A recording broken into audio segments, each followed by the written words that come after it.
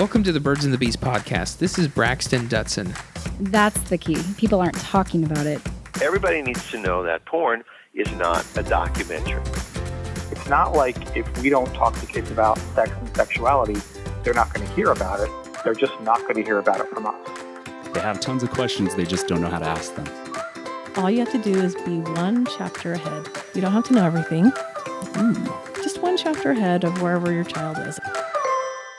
Hey everyone, this is Braxton Dutson, your host of Birds and Bees podcast. I'm a licensed clinical social worker and certified sex therapist here in Salt Lake City, Utah. And every episode here of the Birds and Bees podcast is meant to bring you information from top professionals in relational and sexual health.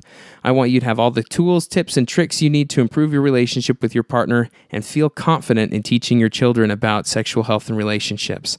Today we're doing that by bringing on April Davis to talk about periods and menstruation. Now, guys, this is not a pass for you to not listen, all right? This is just as important for men to be able to listen to and hear as it is for female-bodied individuals. The conversation we have in this interview is wonderful. We talk about menstrual cups, tracking your cycle, topics to cover with kids, how to teach boys, how to teach girls, myths that are surrounding periods, and how fathers need to be involved in this conversation. So this is a covering for everybody. And I'm excited that you're here. If this is your first download from Birds and Bees podcast, welcome to the Hive. If this is something you've been downloading time and time again, thank you so much for your continued support. You're a true hive mate, and I love each one of the hive mates. And if this is your first episode, you too are a part of the hive, and you can be my hive mate as well. Thank you so much for all the support over the past year and a half. Every one of you have been so important in growing this podcast, and I love each one of you. I really do. I appreciate you. And we are international. I love that we have so many downloads in Australia. We're constantly being downloaded in Great Britain, and even some in Russia and Japan, which is super great. Canada. And especially here in the United States, we've got a lot of support all across the world, and I appreciate each and every one of you. Thank you so much for sharing these episodes with your friends and people that you feel that they would get some support from this. It means a lot to me, and it also helps the podcast continue to grow so we can get this information to everybody. But thank you again for tuning in on birdsandbeespodcast.com, iTunes, Stitcher, and Spotify. And if you have a topic you'd like us to talk about in the future, send us a text at 385-449-1818 or give us a call and leave us a voicemail at 385-449-1818. We'd love to hear your feedback on what you got from this episode, or if there's another topic that you'd like us to cover in future episodes. I love all the feedback that we get. And if you enjoyed this podcast in this episode or even in past episodes, consider giving us a review on iTunes. That helps us get even farther out to other individuals across the world. Without further ado, we're going to get to the interview with April Davis. Thank you so much for tuning in. This is Birds and Bees podcast, Period Positivity.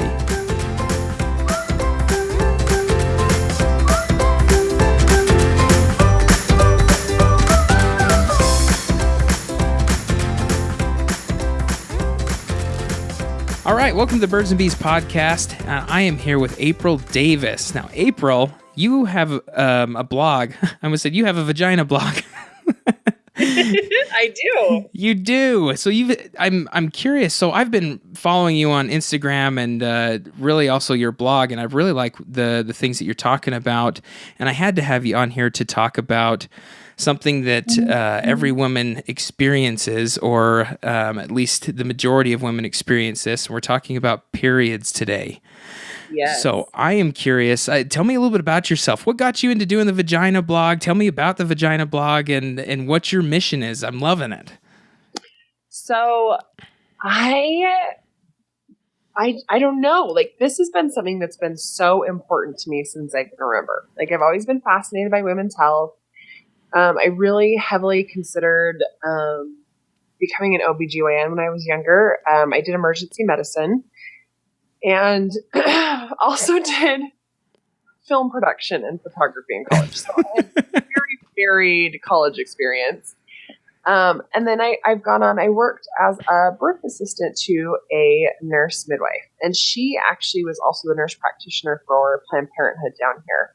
And so between my own personal fascination and studies, and then also working for her and working with her as long as I did, I've really come to learn quite a bit about, the female body, and also, everything from birth to breastfeeding to menstruating to birth control to, and then body positivity is just something that's really important to me. So, throw that in too. Nice. And so you end up, you take all this and put that into the blog that you put on. Yeah. Because the topics you cover are all of those topics wrapped into one. Well, I guess not wrapped into one, but. But yes, that's the vagina blog. Definitely. Are there other things that you end up doing? I mean, do you still do photography, things like that? So I used to do a lot of birth photography, and then I've also worked as a doula, and then, like I said, I was working as a birth assistant to a nurse midwife. So, which that position is essentially working as a doula, but also handling a lot of the medical stuff and kind of like a second set of hands. Mm-hmm. My daughter was recently diagnosed with type 1, and so I've kind of not been able to do the on-call schedule with births. Yeah. And so that's a lot of what drove me into wanting to just make this more my full-time gig. So that's kind of where the vagina blog came from. So it's great. I get to use a lot of my skill set and educate people. And, I want women to know all the things. Education is my platform, but also entertainment. I think it's fun to talk about this stuff. I think it's important too. So that's kind of where this all came from. Perfect. And if you want to find April Davis, I always throw in the name afterwards. Like April Davis, you're just this thing. If you want to look at the Vagina blog and follow her, it is thevaginablog.com. Yes. And you're on Instagram at Vagina blog.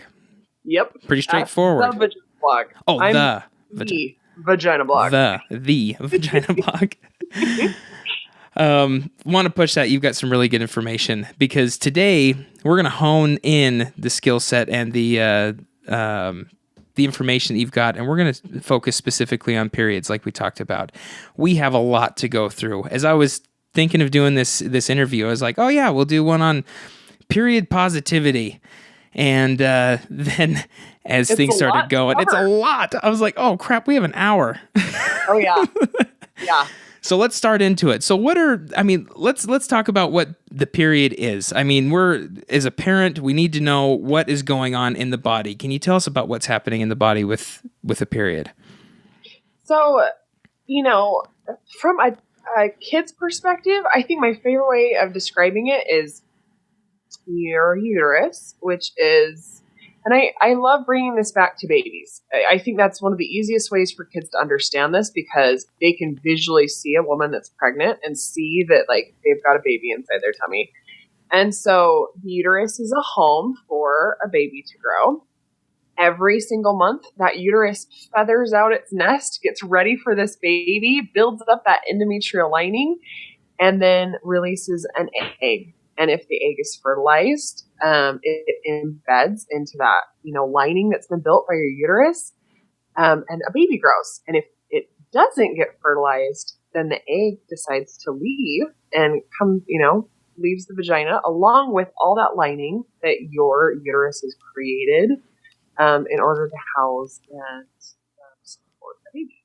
So I think for kids, that's the easiest way to put it. When you're talking to an adult, you are sloughing off and shutting your endometrial lining on a daily basis. Sloughing off and shedding your endometrial lining. Yes, definitely.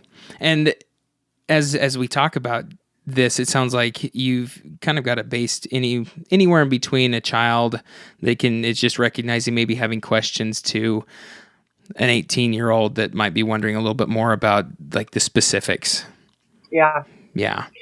I think the fact that if you cover it and talk about it as a lining of your uterus too, instead of blood, I think that sometimes can take away some of the fear, especially for children, where you're like, yes, it's a lot of the same cells as blood, but it's not necessarily, you're not bleeding. You're just losing material that looks a lot like blood and is made of the same stuff, but it's not like you have an open wound that's bleeding out every month. Which essentially comes into what we'll be talking about even a little bit later. I'm sure we'll bring it up more, but that what the period looks like is not what you would see on a bandage after an open wound, where you're looking for this bright red oxygenated blood, and instead you're seeing this brown tissue, clot. Yes. Yeah. Sometimes red, but for the most part, yeah, it is. You're losing, tissue a lot of the time and lining, and not necessarily, bleeding. Mm-hmm. So essentially you've got, so this is the meat and potatoes of what is going on in the body. But if we're trying to bring this up to a kid, what might be some barriers that parents run into in bringing up periods and menstruation to their daughters and sons? I think, the generations before us they didn't talk a lot about this. So I don't think we have a good model to go off of. So I think we're breaking new ground here. I think just some of that is like parents don't necessarily know where to start, or how to, and I think we're often given opportunities as parents to talk about it, but instead we kind of like, oh, we can talk about that when you're older. Oh, we don't need to talk about that right now.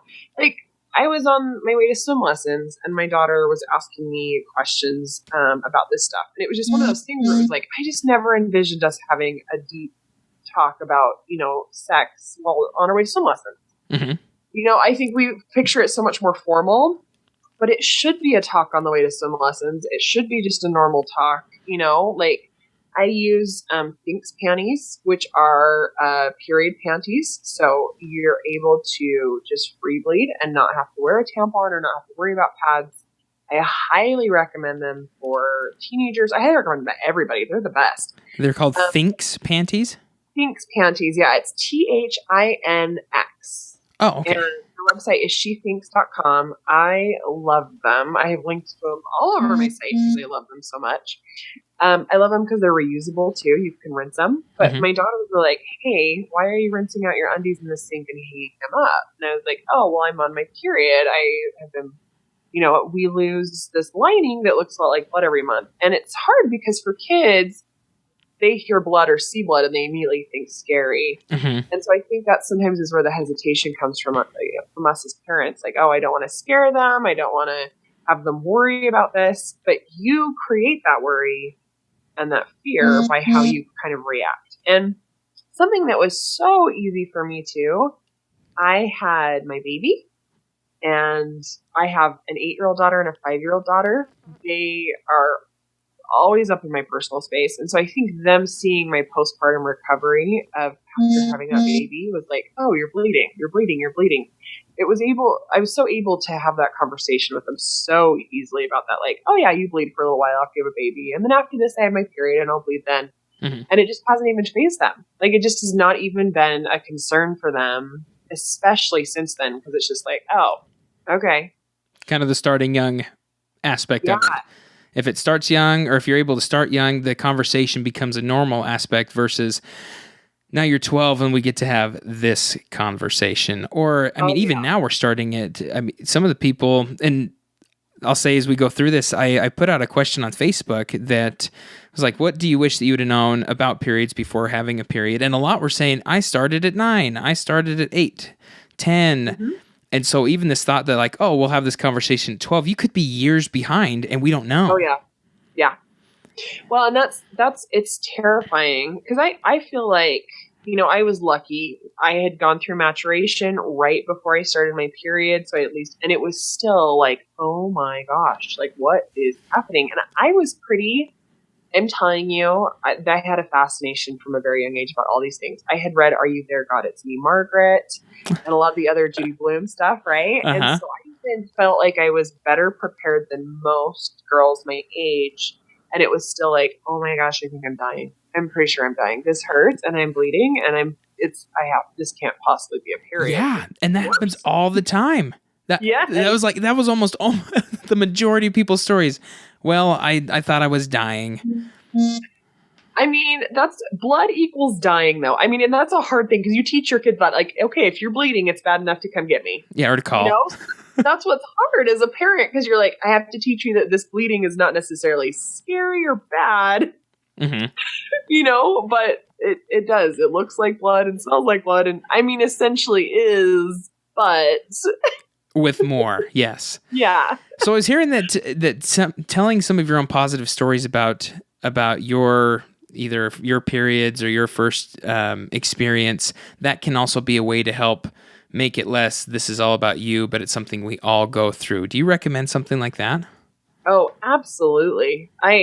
Absolutely. And I think having casual conversations with your kids, while their friends are there, with, you know, like I love, I'm seeing more advertisements that have like the first moon party where they kind of have made like a play on it. But at the same time, I'm like, you know what? I love this. I don't know that we need to go quite this crazy, but like I was talking to a good friend of mine, and she happened to be on a car trip with her best friend, and her best friend's mom was the one that was taking them, and she got her first period.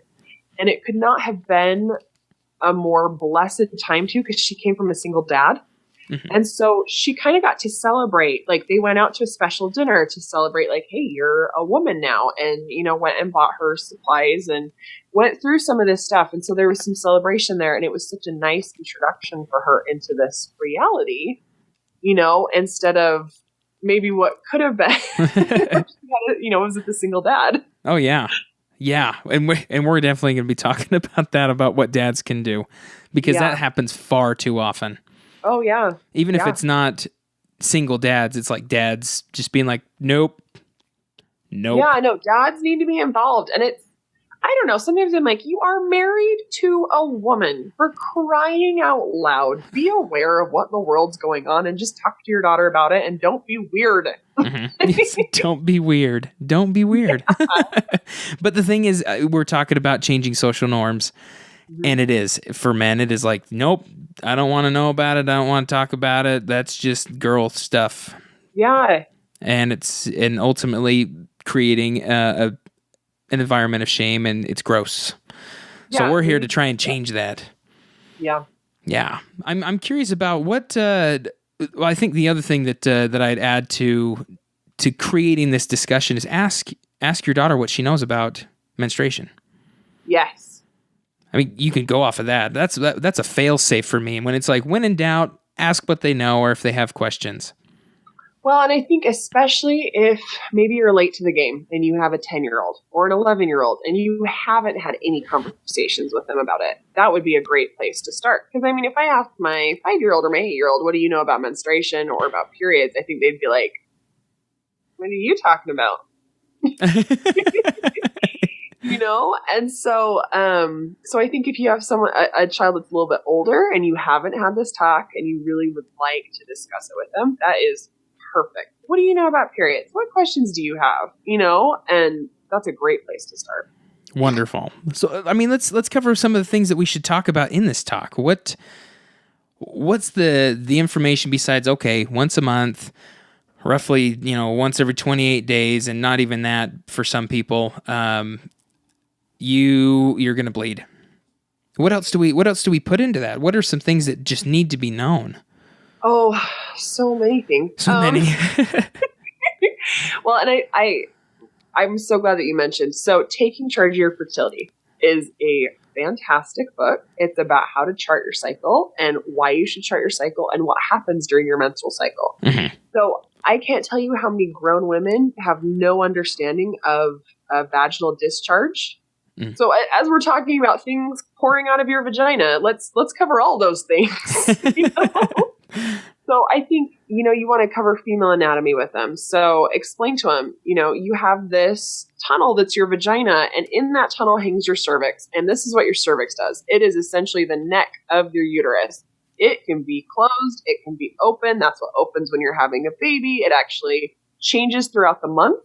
It changes position. It changes which way it points, you know, so you can kind of start to talk about the cervix and then talk about the uterus and its role. Like I said, it's what endometrial lining is, what all that. So I think that book starts that conversation. It also then starts to talk about vaginal discharge is something that happens to girls, and is another reason why I think girls are sometimes like, oh my gosh, like my undies are a mess. Like, what is happening right now? Mhm. Well, most women don't know. You cycle. So you have your period, and then you have about a week, and then you start into your fertile phase. And as you start into your fertile phase, you'll have more discharge. And as you become most fertile, you'll have a lot of discharge. And then slowly that starts to taper off again, and then you'll have your period. And so a lot of women don't realize that their discharge changes throughout the month. It changes in consistency and color. And I can't tell you how many women I've talked to who have gone to a doctor saying, I have an infection, when in reality they were just very fertile and had very egg whitey, runny discharge, and just thought, like, this mess is coming out of me. What's happening? Mm-hmm. I must have something. I must have something. Yes. Mm-hmm. So I think when we start talking about periods with our girls, we also need to start talking about what happened, that cycle. We need to talk about the whole cycle. I have found too, for me personally, and as I've talked to other women, sometimes I get migraines at certain points in my cycle. So charting helps with that. I sometimes get PMS through my cycle. Charting helps with that, because then you can look and go, okay, 3 days before I menstruate, I tend to have a really hard time emotionally. I'm now aware of that. I get a migraine 1 week before I have my period. Nice to know that if I'm going to be going on vacation or things like that. Oh, yeah. And so taking charge of your fertility, I think you could easily hand to a 13 and 14-year-old, and it would be such a good read. And I think it's skipped over because people are like, my 14-year-old does not need to know about fertility. Yeah. And that seemed to come up a lot where so many people, and even, again, I'm going to bring dads into this like throughout the entire time, but it is like, okay, great. Period just happened. You become a woman, don't get pregnant. So that's a very common reaction for dads of like, oh, great, now I've got to ward off men. Ugh. Because babies can come, and we've got this issue that could be coming up. But knowing your cycle, being on birth control, anything that comes up that way does not mean that you're going to be sexually active, does not mean that you're going to get pregnant. I mean, this does not have to be focused solely on, oh, great, now you're just going to be pregnant. But this can be like, wow, what am I experiencing, and why am I experiencing it? I love how you put that. And why am I experiencing it? I think that's the thing. And then, you'd want to talk to them too about, what are you going to do? I can't tell you how many times. I think every single time I've ever gone to girls' camp, which is just like a week in the woods with a whole bunch of women, every single time someone has gotten their period for the first time. Wow. Every time I've ever gone. Oh. It's just part of girls' camp. And so I look at that and I just think, like, we need to educate our girls, like, and this is what you're going to do if you are away from me, or on a road trip with your friend's mom, or at a pool. So I think some of those conversations happen. Like when I teach maturation, I always pass around a pad and a tampon and Thinks panties and a menstrual cup, because I want them to have the opportunity to hold these things in their hands, unwrap them, see what they look like, see how they would possibly work. I think for me as a mom, I think that's really important for my girls to know what all those things are. My girls have seen my menstrual cups. They ask all the time what they are, what they're used for, and if they can drink out of them, which I say no to. That's a hard no there. It's a hard no. So I think preparing them, because you really don't know when your period's going to happen. And what's even more difficult for a lot of these, 10, 11, 12-year-olds is they're starting their periods. You may have a period, and then it might be another 3 months before you have another one, or another 6 months. Some women are regular straight out the gate, and some, as they're first starting, it takes them a year or two to have actual regular cycles, which throws a further wrench in things, because it just further perpetuates that there's a good chance that you as a parent may not be there with them when they're going through this. Yeah. And so I can't tell you how many people I've talked to who are like, yep. And I went to a swim party and hadn't even crossed my mind that I would need to do anything. And that's when I learned how to use a tampon for the first time. Yeah. So I think that's a discussion as parents we need to have with them. And I'm loving what I'm seeing too. So with the invention of Thinks panties, they are coming out with swimsuit bottoms that are period proof. Oh yeah. What? Leotards that I was super excited. So our girls that are gymnasts and in dance, like they have leotards now that are Thinx undies. So they don't have to wear a pad. They don't have to wear a tampon. They don't have to worry about all this stuff. Like, it's amazing. Holy cow. Right? Yeah, I didn't know that. That's super exciting. Yeah. That is super exciting. Super exciting. And I'm hearing that as you're talking about like all these, first, I mean, we got the cup and the period panties. Can you talk a little bit more about the cup? Like how, if someone is interested, because it's got raving reviews on the Facebook post that I did when it came to asking about that, everyone talked about taking charge of your fertility and the cup. They're like, I wish I would have been introduced to the menstrual cup long before this. Tell us a little bit about it. So I'll give you a quick rundown of why I hate tampons, because this helps convert people really quickly. Let's hear it. So there's no regulations currently about what can or cannot be in tampons. And your vagina is mucous membrane, which is extremely absorbent. So much so that it goes pretty much directly into your bloodstream. So anything you shove in your vagina and if it has chemicals, pesticides, and has been soaked in things to make it whiter and prettier, or has fragrances on it, all that stuff's going into your bloodstream. Okay.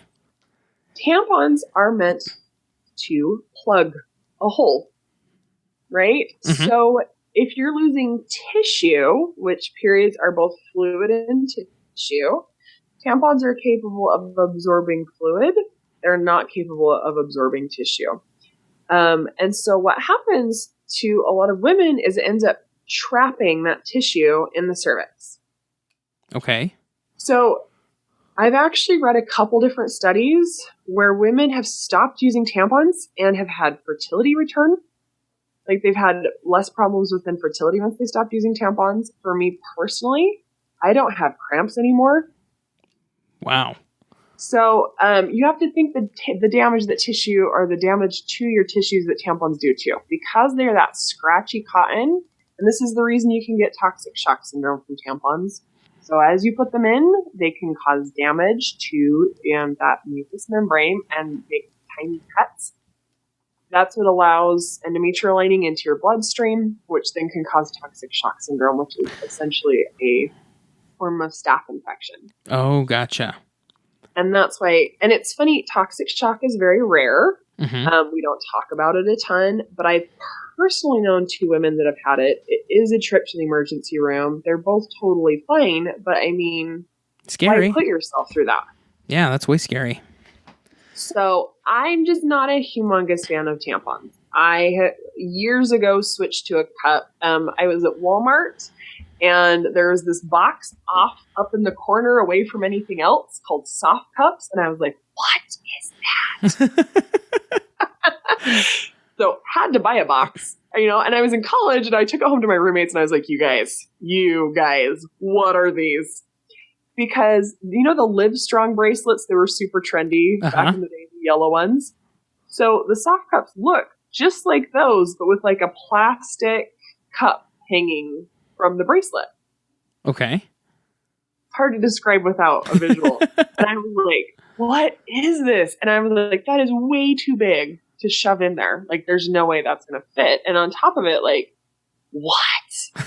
So I had to try one. Just had to try it. Put it in and I was like, I can't believe I can't feel this. Like, this is kind of blowing my mind to have something that large up in there. Because you just slide them in, pop them up past that pelvic bone, and it essentially just covers your cervix, catches all the blood. And that first time taking it out was a little bit disturbing because it's pretty graphic. You have to visually see. Tampons, you can kind of just like pull out, goes in the toilet, don't think about it, don't look at it, Uh-huh. But cups, like you're pulling it out and kind of having to rinse and put things back in. So it was very interesting for me to finally really become more aware of like, how much fluid am I using? What color really is it? Mm-hmm. How much of that's tissue instead of just fluid, So just from an educational standpoint, love the cups. But I was like, this is so interesting because my period was like maybe half as long as normal too. So I was like, okay, I don't have cramps right now. And my period's shorter. What is this? Like, this is fascinating. So I used those kind of on and off. Like tampons were still what I knew. So I would still kind of do tampons here and there because it was like, well, this is, and it's funny because if I talked to other women about using those cups, they were like, you do what? So like the social stigma, because I mean, this was like 15 years ago, was like, oh, what is wrong with you? And I was like, I don't know. No, I use tampons. No, I'm cool. Cool. So I got really caught up in some of that. And then I didn't menstruate for like 10 years because I had IUDs and or babies happening to me. So, fair enough. So I kind of revisited. I bought like it's similar to a Diva Cup, but a more traditional menstrual cup a couple years back and was like, okay, I'm going to try this out. And I actually really love those cups as well.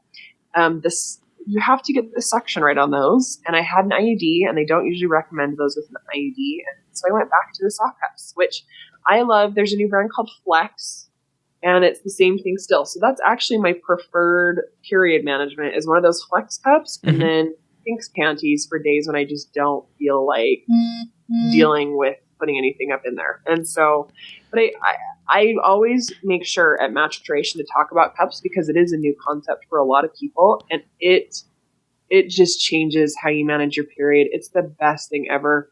I very rarely, if ever, have leaks. You can wear them for 12 hours. Wow. You don't have the risk of toxic shock. The Flex cups, you can have sex while you're wearing one. So mess-free period sex, which I know for some women, they're like, I'm not interested. But for others, I mean, it's fantastic. And so there's just so many benefits to menstrual cups. And so I always recommend to women, I'm like, try the Flex. See if you like those. Try the traditional menstrual cup. See if you like those. That's what it seems to get into a place of try it, bring it all out. Kind of like what you do with with the maturation program where it's like, and if you're a parent, let's bring out different sizes of tampons, bring out different sizes of pads and what they all look like in the different colors. And here's a Diva Cup and here's Thinks panties, things along those lines where it's just, and try this. There's so many and not one is not going to fit all. Totally. And I think personally for me with my own daughters, Thinks panties, I mean, they're amazing. Same thing. You can wear those for, depending on how heavy your flow is. I like it because on the website they say like this holds 2 tampons worth of fluid. This holds 1 tampon worth of fluid with the different styles. But I think for me, I'm planning on just getting my girls a set of period panties because like if they have gym class, no one's going to know they're on their period. They just look like cute undies. I don't have to worry about them dealing with tampons or pads or changing things. Like they can easily go to school wearing undies and come home and not have to worry about them.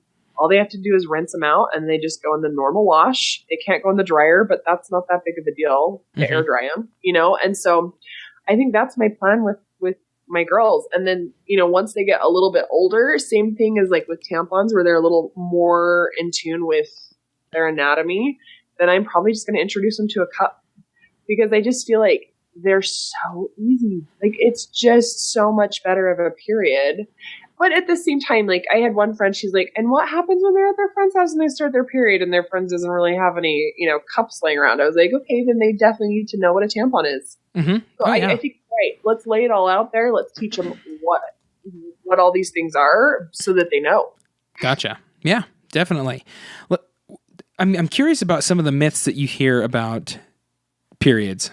What are some of the one that comes to my mind is they attract bears. I mean, bears. Why is it always bears? That's the one that I'm always like, they don't, it doesn't. It's gotta be from the, what movie is it? Anchorman. Where he's like, Anchorman. I hear bears can smell the menstruation. They're perpetuating this myth. They are. While funny, it is a big myth that people are like, okay, can't be out in the woods and I can't be in water because sharks. Exactly. Bears and sharks. So really just being in danger is a big period myth. Yeah, being in danger. You're not in danger. The other one is that you can't get pregnant while you're on your period. Yep. You can. You can get pregnant. If you're charting, if you read Taking Charge of Your Fertility and you're charting properly, you'll know whether or not you can get pregnant during your period based on like your temperature. So that's something else that's kind of nice if you want to actually really chart.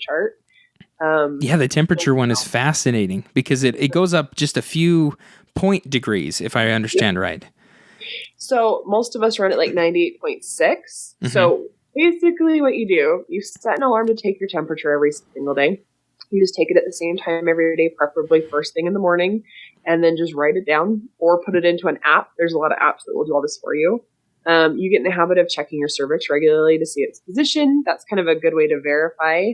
And then you also chart what your vaginal discharge looks like and whether or not you're menstruating. So with those 3 pieces of information, which are not super difficult to get, you can tell exactly when you're fertile and when you're not. And a lot of people use it very successfully as a form of birth control. Yeah.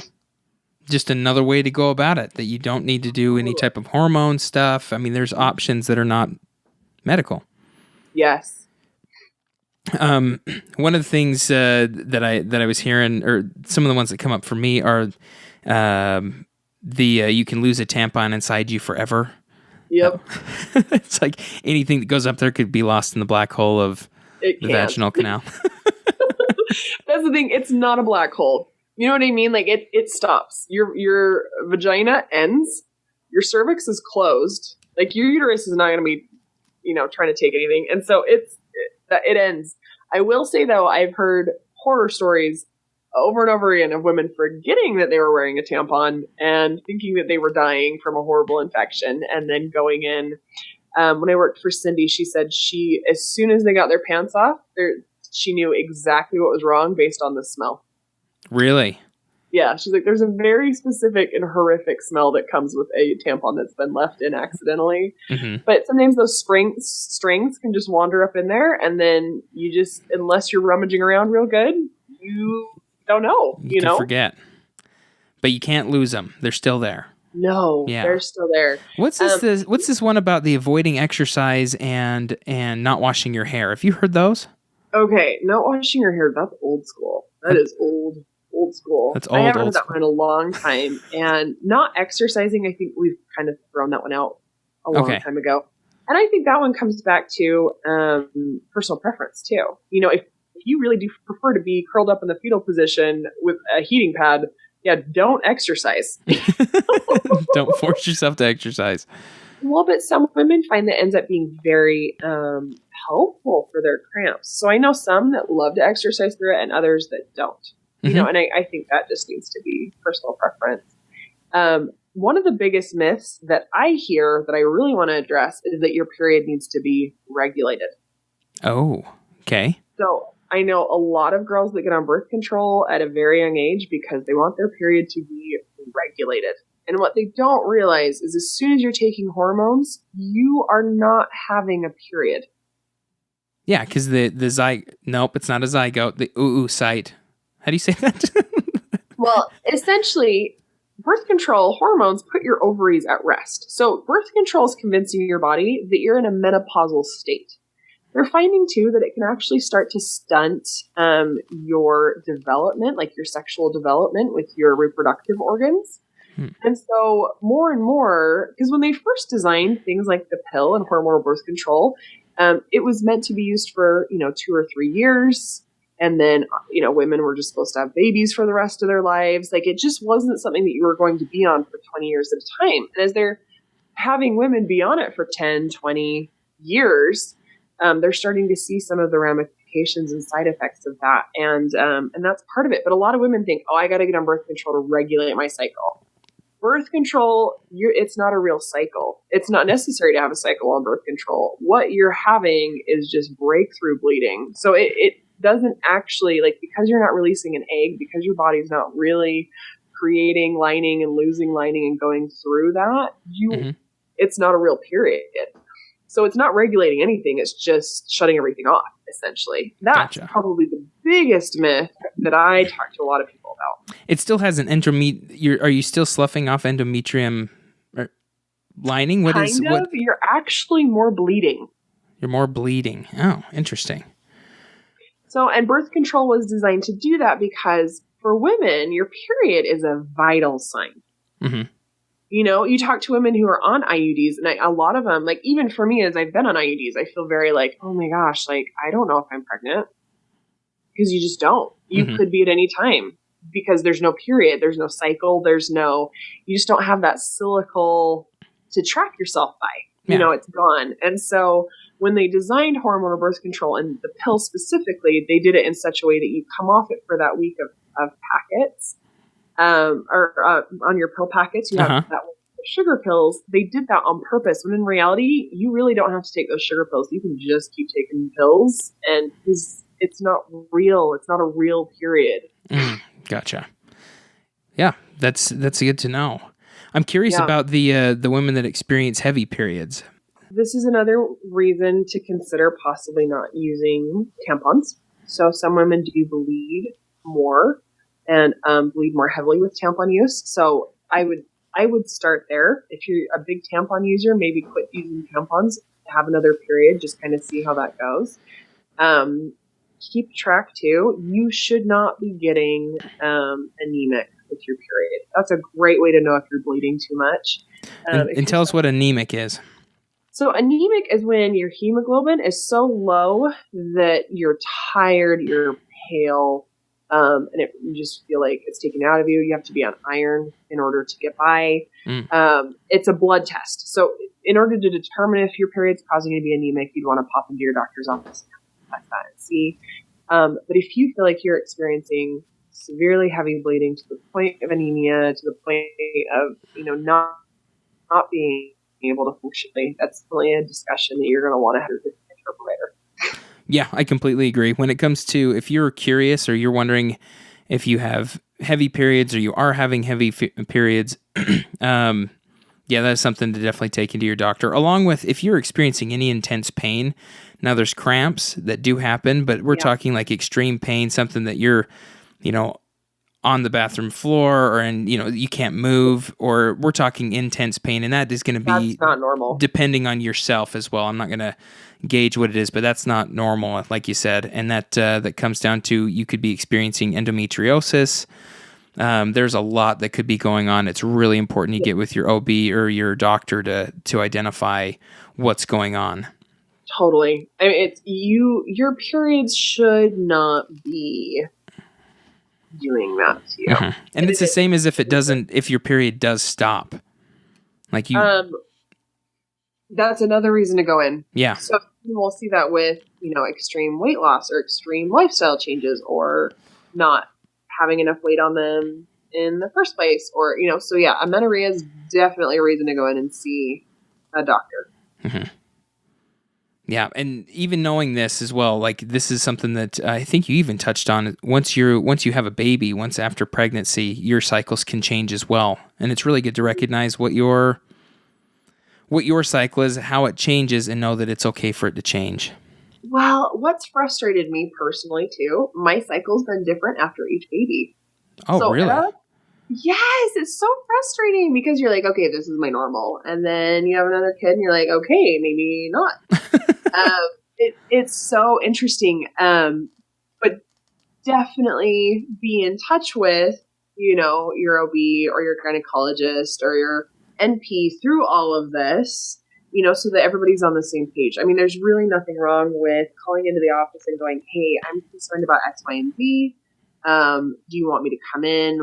What information do you have for me? I mean, it never hurts to check in with your care provider.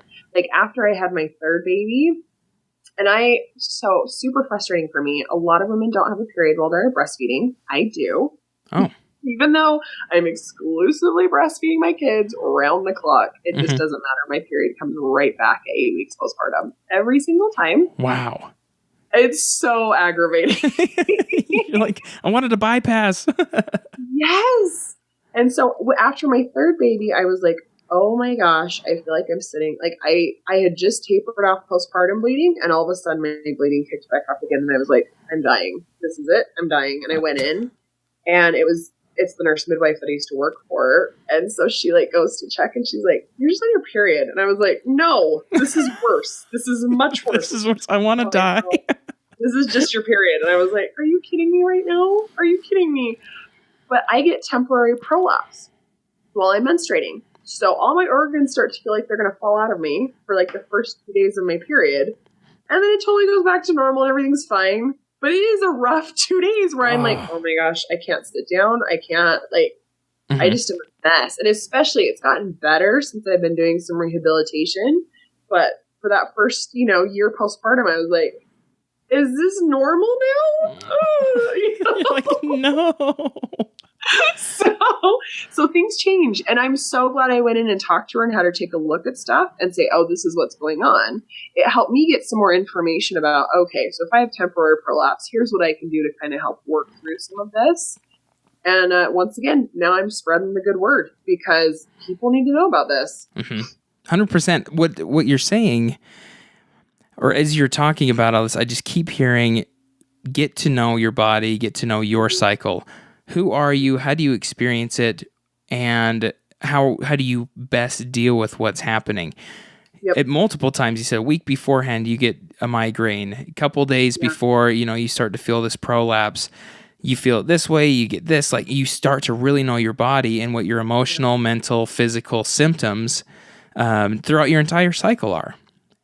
Well, and some of that came from charting, which is why I'm like, get your daughters started charting straight out the gate. Like, just get them on this. Like, help them to realize that some of what is happening in your life is linked to your menstrual cycle, and that's okay. And also, don't be afraid to include your husbands on a lot of this, too, because I feel like the more we include our husbands or our partners in what's going on with our cycles, we are then able to better educate them about what's going to happen with our daughters. Oh, yeah, definitely.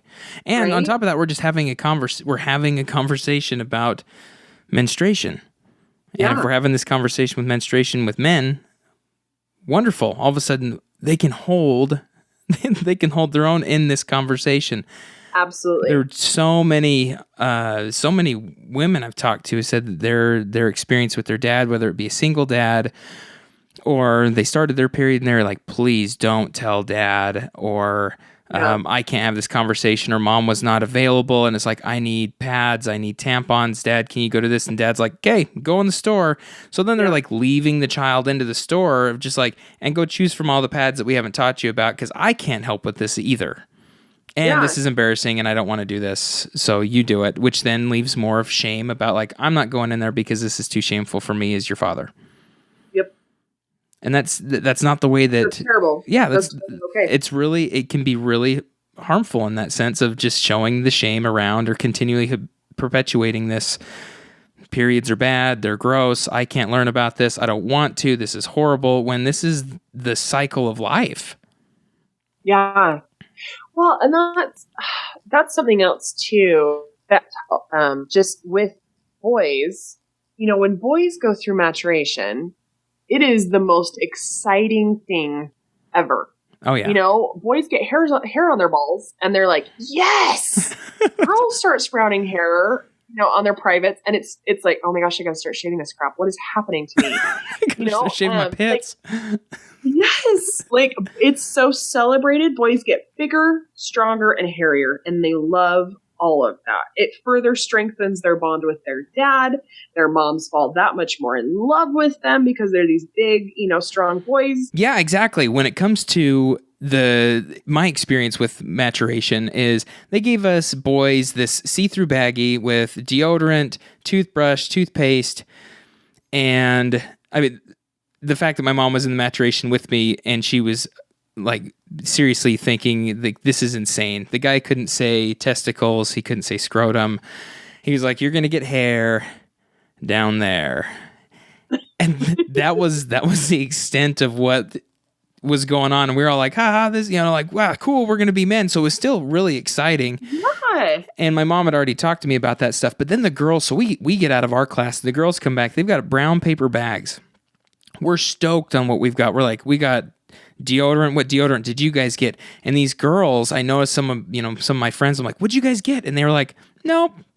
They're like, what did you guys get? Like, what's the deodorant that you got? What kind of toothpaste did you like? Not going to talk about it. Didn't quite understand I wasn't putting two and two together, but they were so embarrassed. And I was like, why are you embarrassed? I don't get this. And, my mom had to talk to me a little bit. She's like, well, they got tampons and pads. And I was like, oh, okay. Yeah, no, that makes sense that my maturation is going to also mean their maturation means periods and things like that. But you're right, it was more celebrated. See-through baggies versus plastic or brown bags. Yeah. Essentially, it's crazy how the shame perspective is different when it comes to men being experienced puberty in a different way, connecting with moms and husbands or dads, and that girls get, paper bags that hide the fact that they have tampons or pads. Yes. Well, and I think it goes beyond that. It's like, you're bleeding. Here's a plug for it. You have hair. Here's a razor to shave it off. You smell bad. Here's some deodorant. You're getting boobs. Here's a bra. Put those away because, those are inappropriate. So I think a lot of that happens, even down to, a lot of girls go from, having a more physical relationship with even their dads, dads tickle their daughters or wrestle with them. But as soon as they go through maturation, there's more of a standoffish type attitude. And, so as a girl, maturation, I think we need to change some of our attitudes towards a lot of those things and celebrate anything that we can, because there's so many things culturally that are attacking girls as they're going through this period of life that maybe, our teenage boys are not necessarily going through. Oh yeah. That makes a lot of sense with just how much change that there is and how much is accepted and not accepted. Yeah. Mm-hmm. Well, and I think dads being more involved in this process and being more open and able to talk about a lot of it is going to be, a big part of that. I think, dads being educated and knowing how to talk about it, being willing to go shopping with them and, do any of this type of stuff is always going to be helpful. And and that's another reason too that, if you do get your daughters on things like a period panties or menstrual cups, that's not necessarily a shopping trip you're having to take once a month, which is kind of nice. All those things are reusable. Completely. The thing that I found real interesting, so full disclosure, it was probably 2 months ago that my partner said, "Hey, I need you to go to the store and get me some panty liners. They're blue." Yeah. I ended up in Target. Okay, granted, I am almost a sex therapist at that point in time, and now I am, and I'm sitting in the in the feminine product aisle going, "You have got to be kidding me! Everything in here's blue or yellow." Mm-hmm. And I was dumbfounded. I walked up and down the lines. They were behind me. It was I could not for the life of me. I was like, okay, these are the smallest ones. I can catch smallest, but these don't look like liners. I had never had to go on a tampon run, anything along those lines. And so I ended up pulling someone aside and I was like, hey, where are the liners? Where is this? Oh, that shade of blue, by the way. It wasn't just okay, these are blue. This is pink and orange. And no, I'm like, okay, if I can't figure this out, there's no way that if we're not having these conversations beforehand, dads need a little bit of a boost in this. And so I came back, I was like, show me what colors these are. Yeah. What are these differences? For you, for even, asking somebody, I know a lot of guys that would be like, I'm not talking to anybody about this. Nope. So I guess this is just not going to work out then, darn it. I grabbed the first female associate and I was like, hey, okay, ding, I need some support over here because heaven knows I do not know. I'm so out of my game right now. Well, one of my absolute favorite comedians, he's hysterical because he's like, I got sent back to the store and he's like, I went to the feminine care and there was another guy standing there also looking very lost and confused. And he said, what are you doing here? And he was like, I got the ones without the wings and I was supposed to get the ones with the wings. And he's so funny. But that's the thing. I think along with, are showing our daughters yep, this is what a pad looks like. This is how you unwrap it. This is how you put it in your undies. I think dads should definitely be a part of that. And sometimes I want to smack women and be like, look, you had kids with this guy, but you're not willing to show him what menstruating looks like.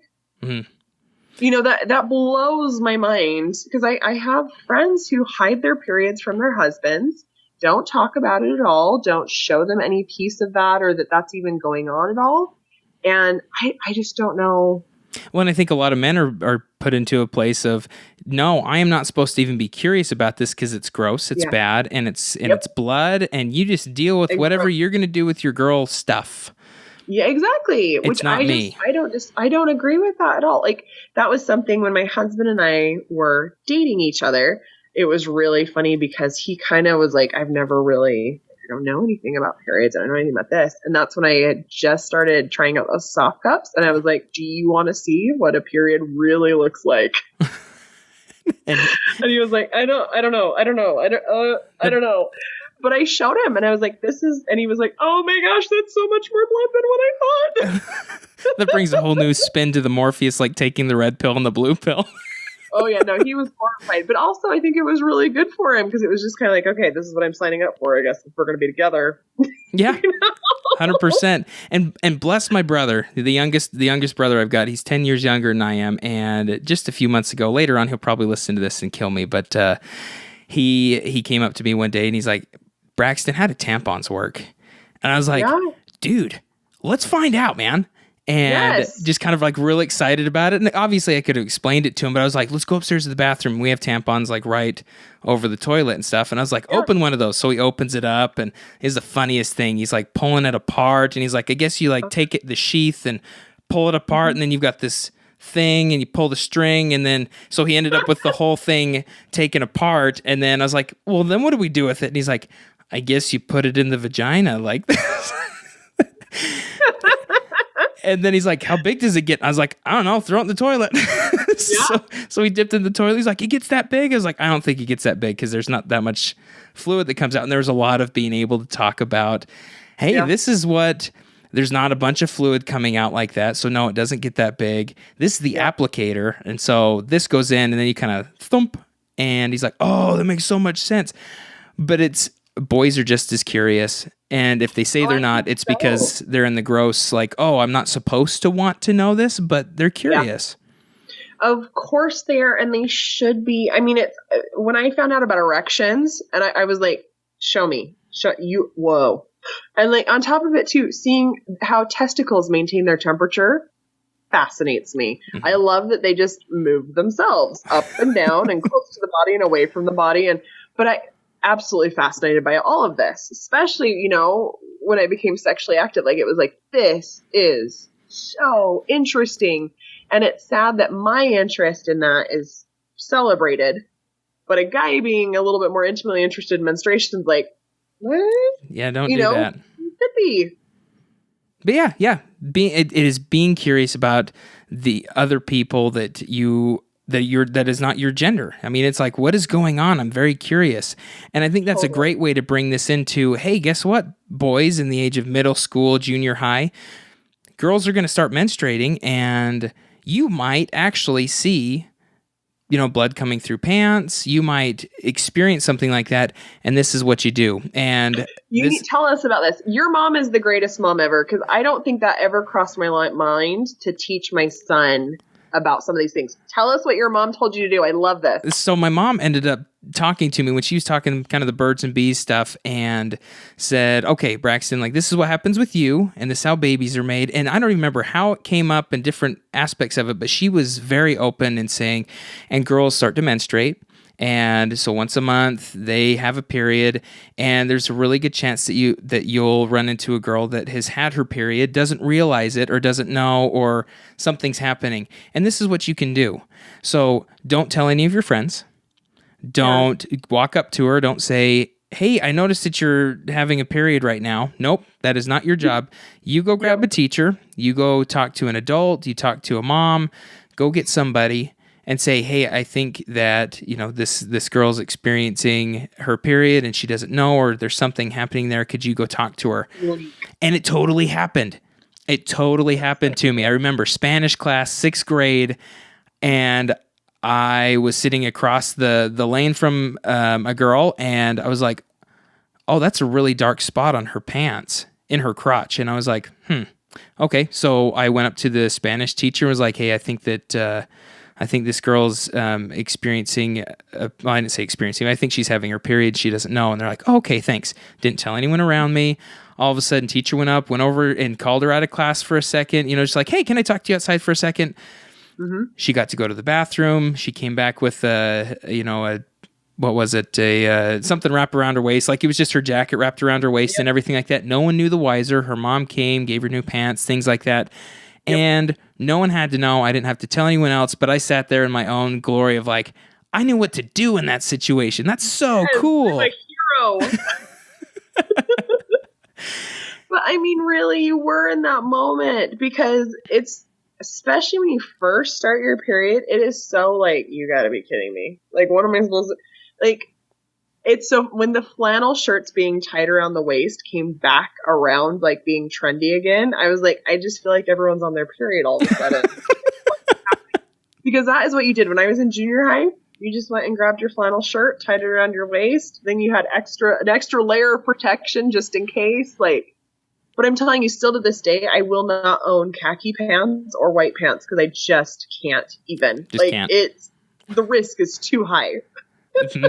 Yep. And all this comes back to it. My mom made it very non-shameful. It was something that happens to girls. It's how babies are made. Like, this is just what you go through, just like you're going to go through wet dreams. I'm like, oh, okay, that happens. Yeah. And I mean, if we could, for dads, like, let's get over this joke for a minute. Like, a period, or dad and moms, it's come from both, but a period is not at the end of a sentence. As funny as you think you're, like, skirting the issue, like, it's not helpful. It's not super funny, and all it does is leave the kid being like, oh, great, no information.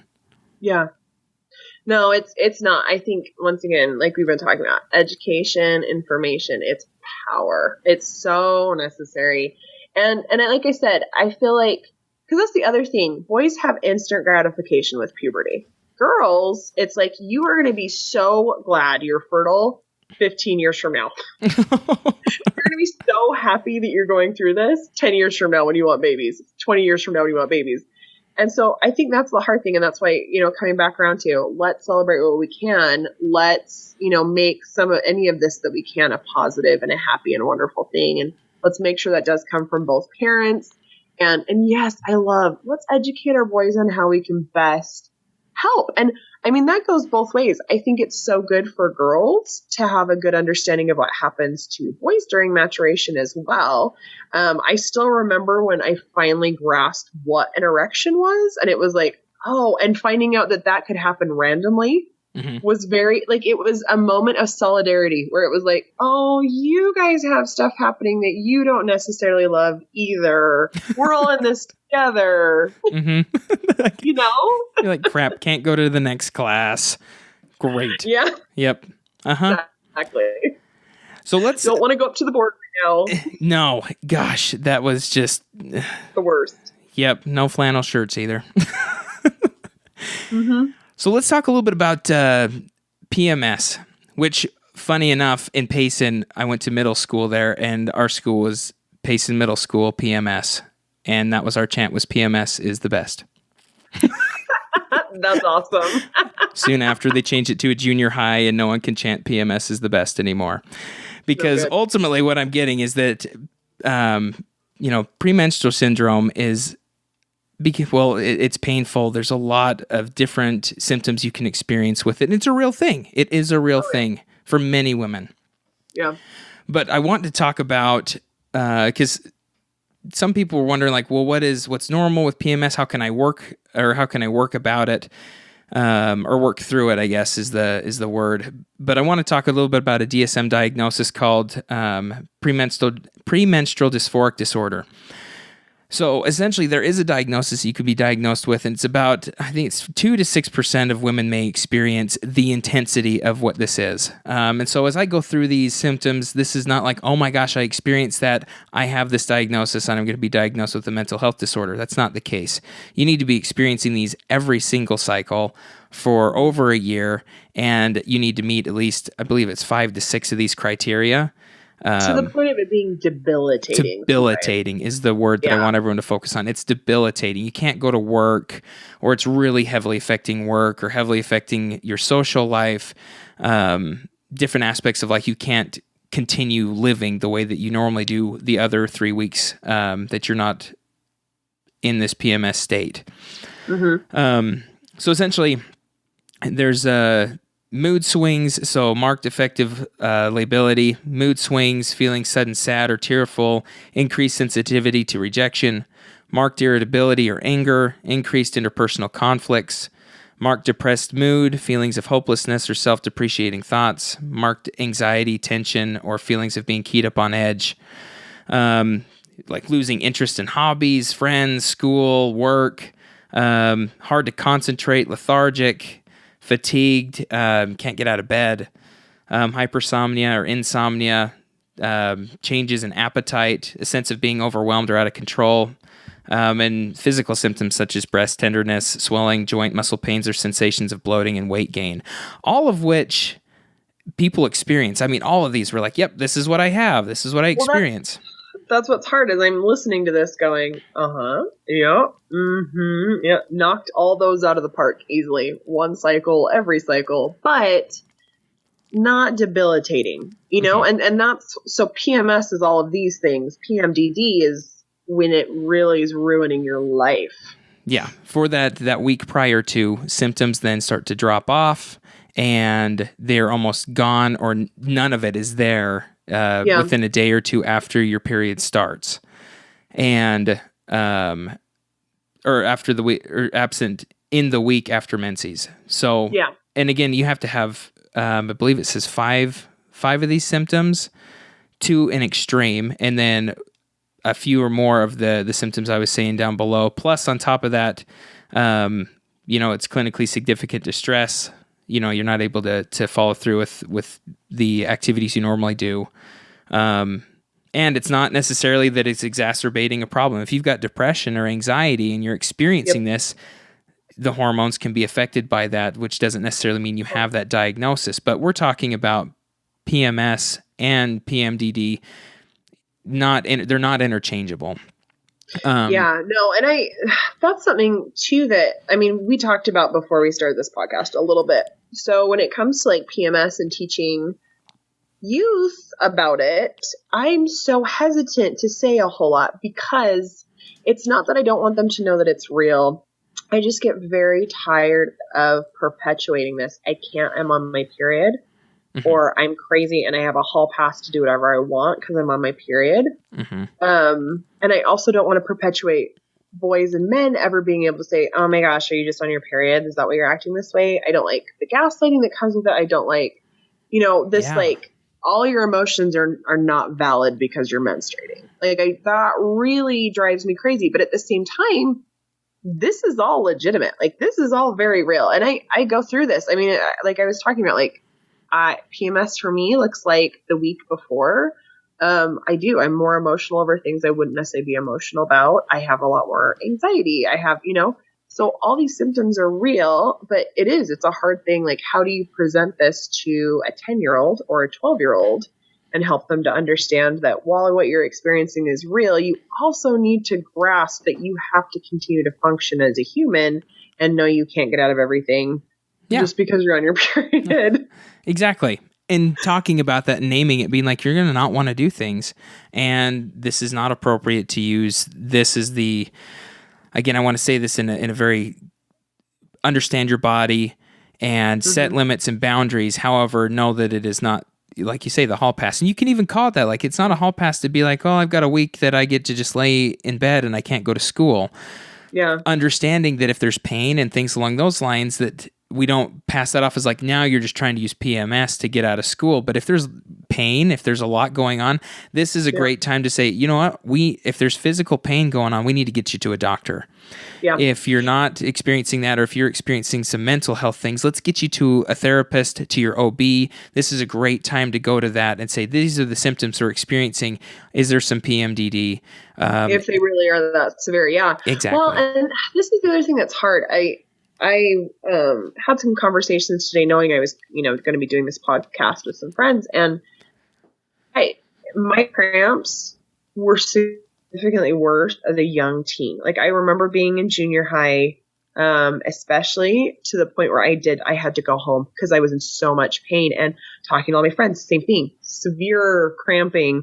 And this is even before using tampons. Like, I do think there's some legitimacy to when you're, when you very first start menstruating, I really think that there's more pain involved initially with cramping and stuff. And so, it was kind of a bonding experience for my mom to pick me up and go, hey, let's go get you a hot pad and settle you into bed, and just get you through today. And it wasn't because of any sort of anything other than the fact that I was menstruating. Mm-hmm. So I think that once again, it's so hard because I think you need to validate that can happen and it can even be a normal thing.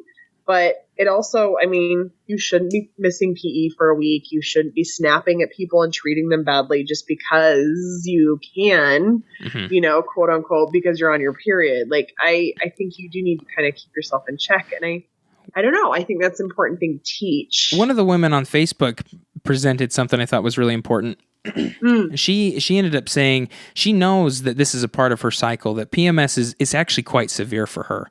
And that she says, I could turn at the drop of a dime, I'm crying uncontrollably, and then I'm exploding at someone. And she's like, there's one day out of the month that is the case. And ultimately, what it sounds like she does is she ends up owning the situation where she'll talk to her a person that she blew up with or people at work and stuff, where she explains like, this is what happens. And as she uses, some cognitive behavioral of like, this is not okay. As she's trying to work through the hormones, work through the emotions, she's able to turn around and be like, I am so sorry this happened. That's not okay.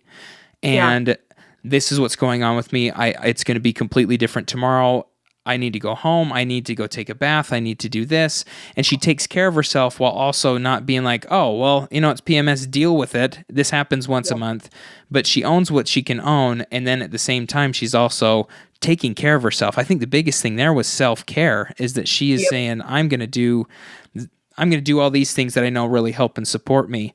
And that's one of the ways to be able to treat this PMS. Yeah. You can go anywhere from the SSRIs, some antidepressants, depending on what your situation is. Exercise can be helpful. Rest can be helpful. Hot pads, taking Midol, really understanding like I get lethargic on this day or 2 days beforehand. So I'm going to make my schedule so that I can know that I'm going to take it really easy that day, or that I'm going to do something else. I love that you bring up self-care, because so I had someone on my social, right? Like, I hate my period. I have 2 daughters. I have no idea I don't know how to do a positive spin. Like, what's the positive spin on this? It's horrible.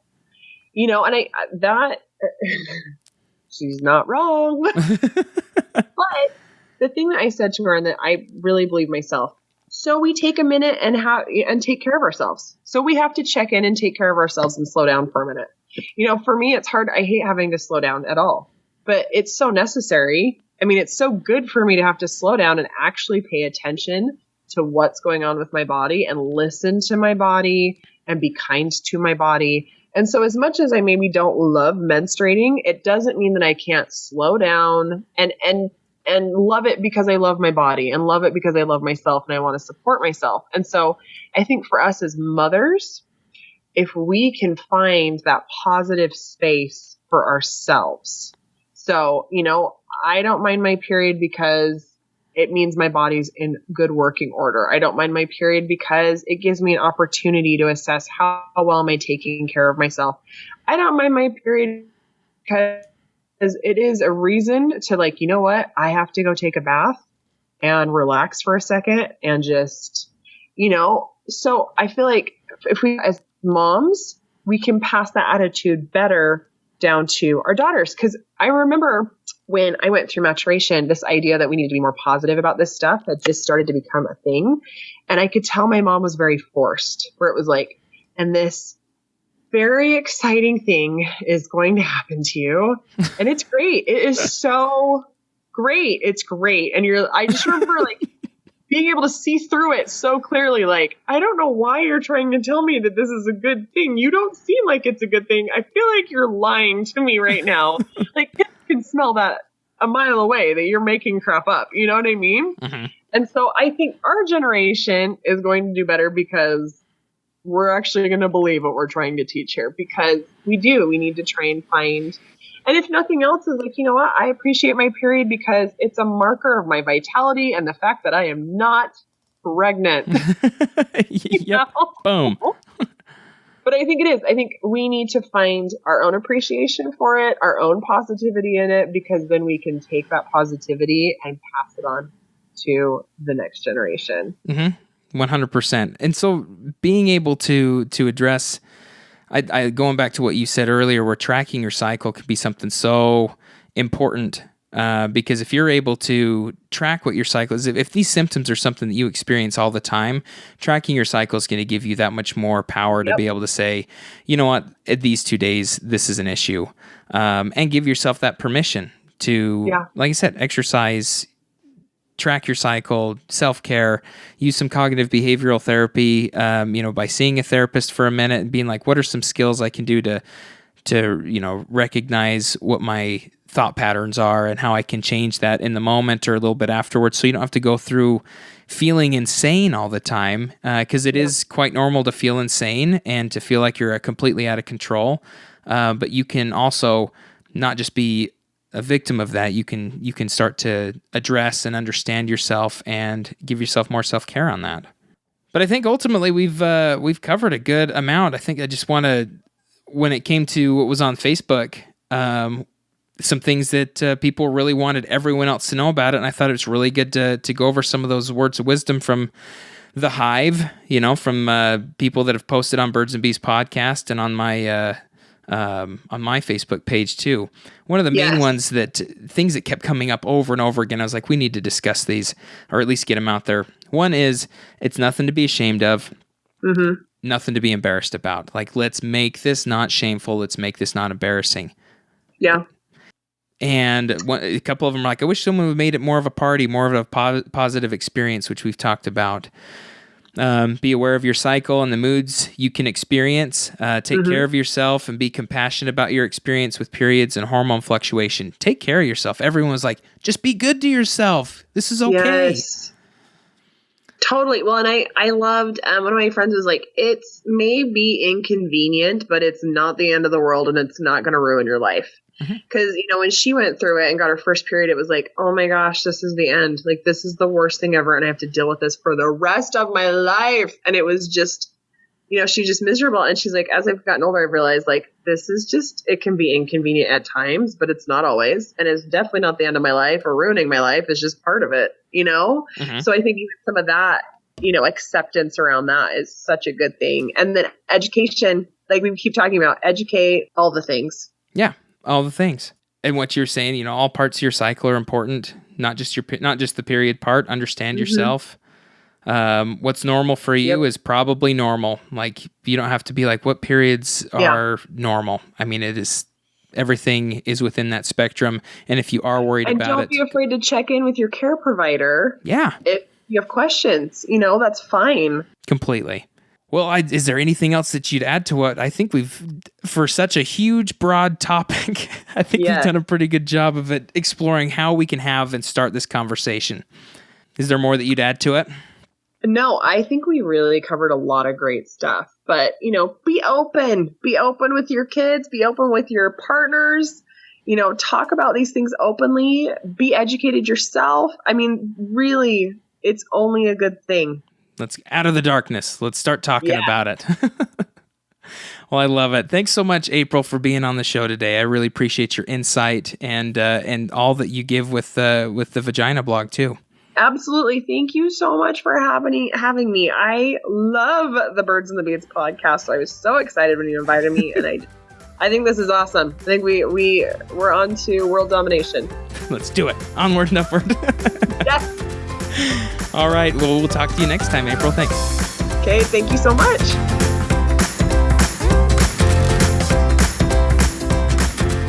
This has been another episode of the Birds and Bees podcast.